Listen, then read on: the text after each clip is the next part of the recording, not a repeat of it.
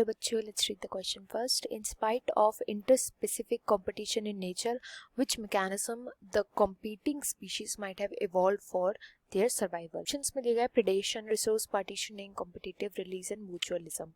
तो हमें बताना है कि interspecific competition होने के बावजूद भी जो competing species है उन्होंने खुद के survival के लिए क्या तरीका निकालना है? predation, resource partitioning, competitive release या फिर mutualism.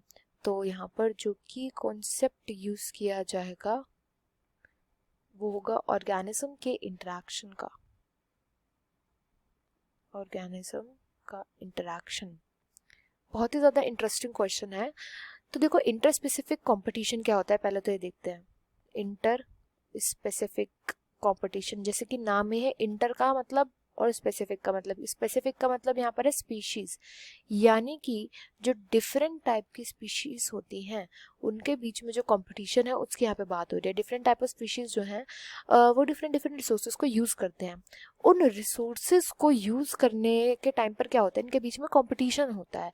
तो उस कंपटीशन के होने के बावजूद भी इन्होंने कैसे एक ऐसा तरीका निकाला, इनमें से चार ऑप्शन में से ऐसा कौन सा वो तरीका है जिसके थ्रू ये साथ में सरवाइव करते हैं। तो ये हमें बताना है इंटरस्पेसिफिक कंपटीशन होने के बावजूद भी। तो देखो इंटरस्पेसिफिक कंपटीशन को हम एक एग्जांपल के थ्रू समझते हैं। जैसे क्लोजली रिलेटेड बर्ड्स होती हैं, जो क्लोजली रिलेटेड बर्ड्स यूजुअली क्या खाती हैं? पत्ते खाती है, लीव्स खाती है। तो होता क्या है यूजुअली, जैसे फॉर एग्जांपल कोई स्पीशीज 1 है, ये हमारा पेड़ है, तो स्पीशीज 1 जो है ना वो बोलेगी, स्पीशीज 1 हम यहाँ पे दो स्पीशीज ले लेते हैं, हमारे पास है दो स्पीशीज 1 एंड स्पीशीज 2। तो स्पीशीज 1 ने बोला मैं केवल ऊपर के पत्ते जो है वो खाऊंगी, जबकि स्पीशीज 2 ने बोला मैं केवल नीचे के पत्ते खाऊंगी।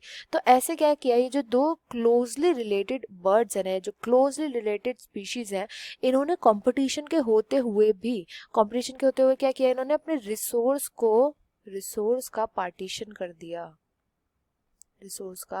पार्टीशन कर दिया। एंड इस रिसोर्स के पार्टीशन की वजह से क्या हुआ कि ये दोनों के दोनों जो स्पीशीज है ना, ये अब आपस में जो है सरवाइव जो है वो कर पाएंगी। तो इसी फिनोमेना की यहाँ पे बात करी गई है क्वेश्चन में, और यही इसका राइट आंसर होगा कि रिसोर्स पार्टीशनिंग जो होता है ना, ये सेकेंड ऑप्शन में है कि रिसोर्स पार्टीशनिंग एक ऐसा तरीका है जिसके थ्रू जो ये यूजुअली क्लोजली रिलेटेड स्पीशीज में देखा जाता है, बिकॉज ये सेम टाइप ऑफ रिसोर्सेज को यूज करते हैं। तो क्लोजली रिलेटेड स्पीशीज जो होती है ये रिसोर्सेज को बांट देती है। जो रिसोर्सेज इनके पास प्रेजेंट होते हैं, जिनसे इनका सर्वाइवल होता है, ये इन्हें बांट देती है, इनको पार्टीशनिंग कर देती है। एंड इनकी पार्टीशनिंग के थ्रू क्या होता है, इनका दोनों स्पीशीज जो होते हैं, जितनी भी स्पीशीज हो, मतलब जितनी भी क्लोजली रिलेटेड स्पीशीज होते हैं, इन सभी का सर्वाइवल होता है। तो यहाँ पे सेकेंड जो है वो राइट आंसर हो जाएगा। अब हम बाकी के देखते हैं ऑप्शंस। तो फर्स्ट में बोला गया है प्रिडेशन क्या होता है, ये एक ऐसा इंटरेक्शन होता है जिसमें एक ऑर्गेनिज्म, हमारे पास फॉर एग्जांपल दो ऑर्गेनिज्म है, ऑर्गेनिज्म 1 एंड ऑर्गेनिज्म 2। तो एक ऑर्गेनिज्म को तो होता है लॉस, दूसरे को होता है बेनिफिट। एंड जिसको लॉस होता है उसको हम बोलते हैं प्रे, एंड जिसको बेनिफिट होता है उसको हम बोलते हैं प्रिडेटर। तो यहाँ पे तो सर्वाइवल की कोई बात ही नहीं हो रही, तो ये इनकरेक्ट हो जाएगा। देन थर्ड में बोला गया है कॉम्पिटिटिव रिलीज। तो कॉम्पिटिटिव रिलीज में क्या होता है कि फॉर एग्जांपल हमारे पास कोई एक एरिया है, इस एरिया में ना इस वाले साइड पर बहुत ही पावरफुल स्पीशीज रहती है जो बाकी किसी स्पीशीज को ना यहाँ के रिसोर्सेज को यूज नहीं करने देती। तो क्या होगा कि यहाँ पर इस कंपटीशन को बढ़ाने के लिए जो दूसरी स्पीशीज होगी, जो कम वाले एरिया में रह रही है, वो खुद को इसी हैबिटेट में रिस्ट्रिक्ट कर लेगी, वो पावरफुल स्पीशीज वाले हैबिटेट में जाएगी ही नहीं। इसी को हम बोलते हैं कॉम्पिटिटिव रिलीज। देन इसके बाद आता है नेक्स्ट म्यूचुअलिज्म। तो म्यूचुअलिज्म तुम सभी को पता है, म्यूचुअलिज्म में जो भी दो ऑर्गेनिज्म प्रेजेंट होते हैं, ऑर्गेनिज्म 1 हमने मान लिया, ऑर्गेनिज्म 2, इन दोनों को होता है बेनिफिट, दोनों के दोनों बेनिफिट में होते हैं।